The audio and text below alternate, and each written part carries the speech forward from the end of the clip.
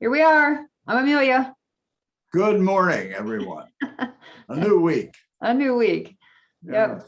And we have a new story from Mark chapter 9. Tom will tell it to you and then we'll talk about it some. So they went on from there and passed through Galilee. He wanted no one to know it, for he was teaching his disciples and was saying to them, the Son of Man will be betrayed into human hands, and he will be killed. And after he has been killed, on the third day, he will rise again.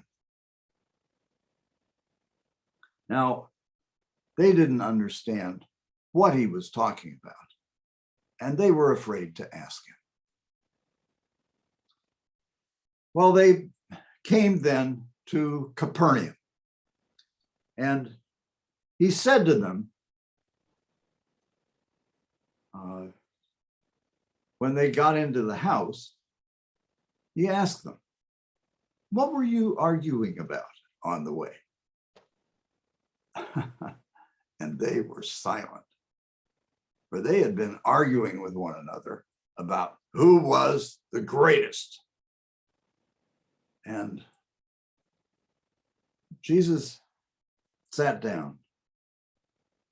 He called the 12, and he said to them, whoever would be first of all must be last of all and servant of all.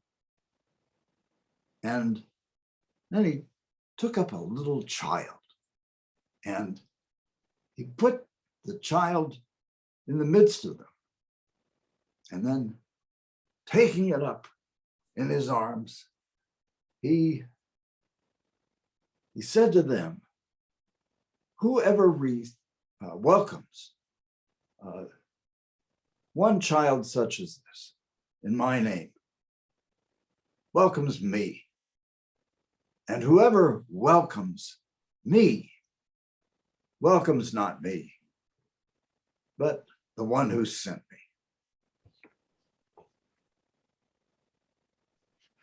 me. All right. Thank you, Tom. Okay. So this story, if you are learning it by heart, which of course we recommend, you might want to start with the setting and the characters, although they're not named. But you got this kind of two common motifs. First line has to do with them being on the move. So they go from there and they pass through Galilee. So my first question is, where's the there? Where have they been? And they're passing through Galilee, and we know later in the story that they then come to Capernaum. But where are they coming from? Well, kind of the sequence of things preceding this is that the Messianic confession happens in the villages in the region of Caesarea Philippi, which is in the north on the border between Galilee and Syria. And then he went up on the Mount of Transfiguration, which is almost certainly Mount Hermon, which is even further north. And then they came down, and a man whose son had an evil spirit begged him to cast the demon out of his daughter or out of the boy, and he does. And so that's what precedes this. So this is all happening in the northern regions, is where it's located in the story. So they are coming down through Galilee, then from the northernmost part of Galilee, down through Galilee to Capernaum on the Sea of Galilee. Okay, so they, after this initial statement, they came from there and they passed through Galilee. Then you get this, again, a very familiar motif in the Gospel of Mark. He didn't want anyone to know it. And it says, for he was teaching his disciples, which sort of sounds like, I'm trying to figure out why he wouldn't, in this case, maybe he didn't want anybody to know because he didn't want these large crowds asking him to do healing and things for them. I don't know, would that maybe be accurate, that he wanted, because he wanted time with his disciples alone to teach them, or what do you think? That's what it seems to be, is that he is these prophecies, this is the second now of the prophecies of his being killed and then to rise again on the third day. So the implication is that this is, I don't know, internal teaching. He's not proclaiming this. Right. He's teaching this to his disciples, preparing them for what is coming. And so this is internal communication, and they don't know what to make of it. And they're afraid to ask it because it's such a radical thing and so out of character that they would. Right. So as you mentioned, this is the second time he's prophesied his death. What's different about this time? Is anything different in this particular? In each of the prophecies has some development. In this one, it is what is distinctive about it is that he will be betrayed into the hands of sinners. So that's an introduction of a new motif in relation to in the Passion prophecies. And also then the emphasis on his being killed, that he will be killed, and after he has been killed 3 days later. So there is more emphasis in this one on his being killed. So those are the two things that are distinctive about this second prophecy. Okay. And the disciples don't understand. They don't But, and understand, and they're this is- afraid to ask him. And they're afraid to ask. So why are they afraid to ask? Is it having to do with what happened with Peter Well, last time? that could be in the background. But the reason why they're afraid to ask is that they're afraid of the answer, that he's going to be killed. And they're afraid to ask him about this. They're intimidated, they're afraid. So it's a natural response to such a radical prophecy. Okay.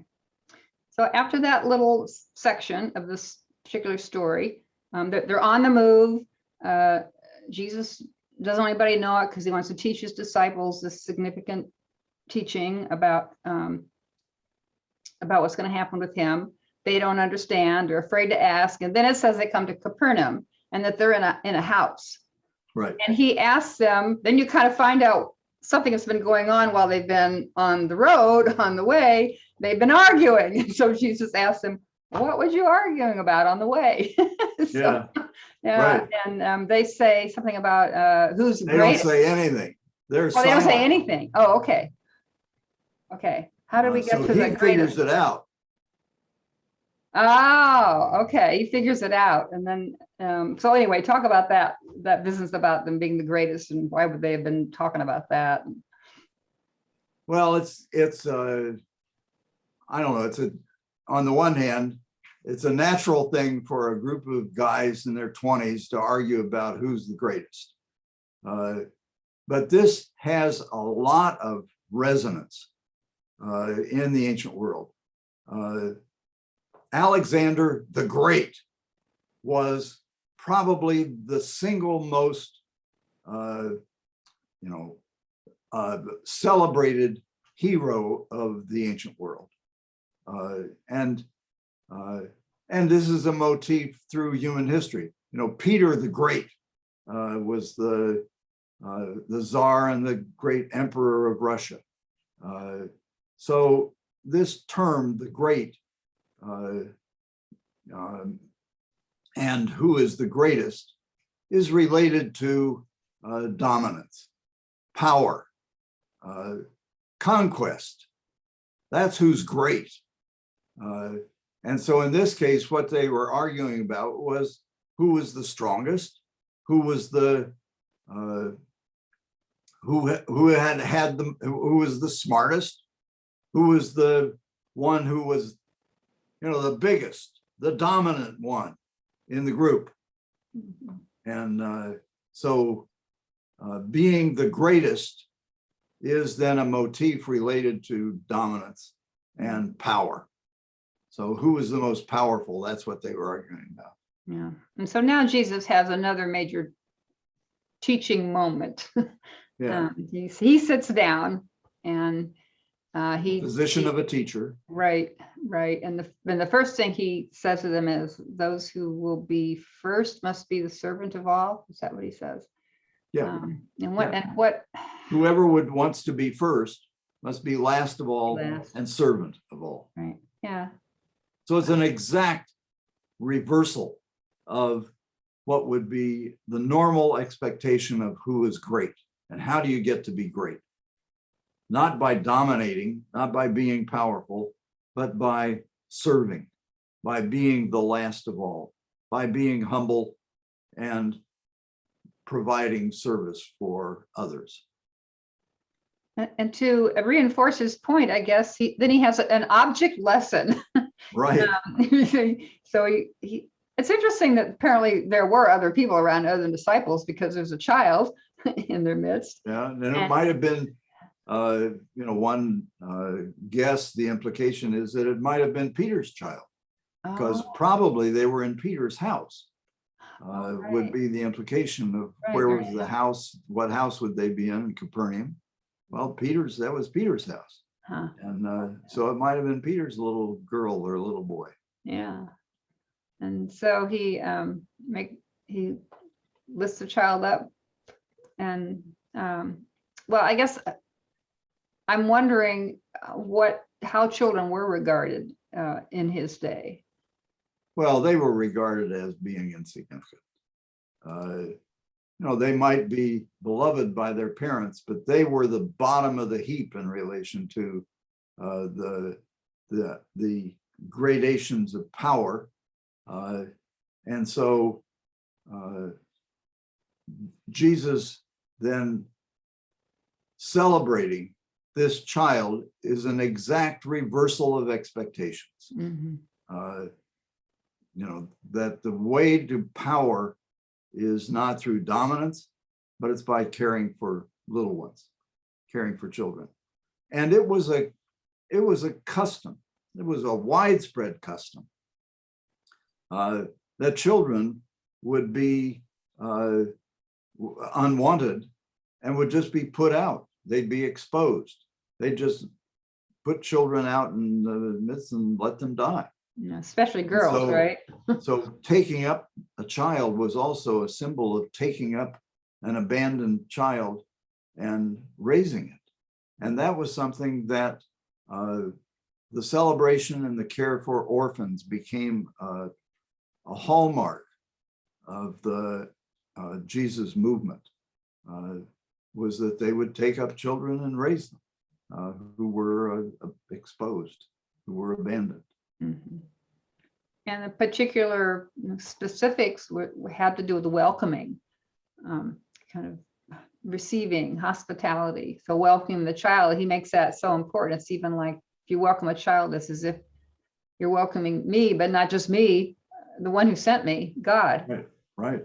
Yeah. So so what is symbolically present then? I mean, it's on the one hand, literally, children who that welcoming, caring for children was a mark of power.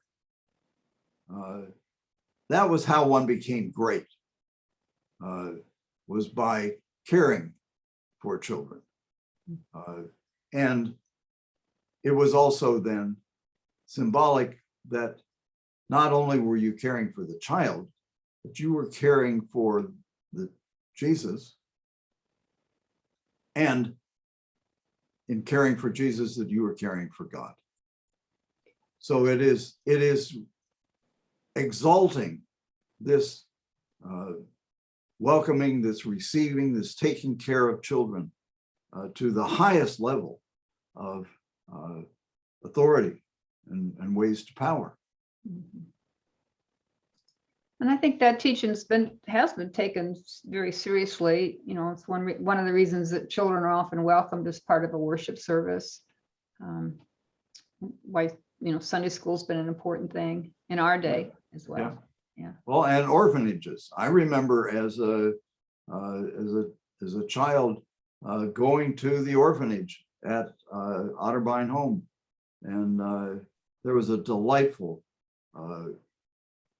girl there who was, I don't know, 6 or 7 or something, who I was just struck by her, and she was an orphan.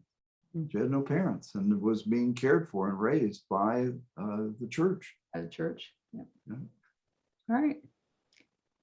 So that's it for this week, everyone. Have a good week. Appreciate the children in your community. Take care of them. Yeah. All right. Right. Bye. Bye.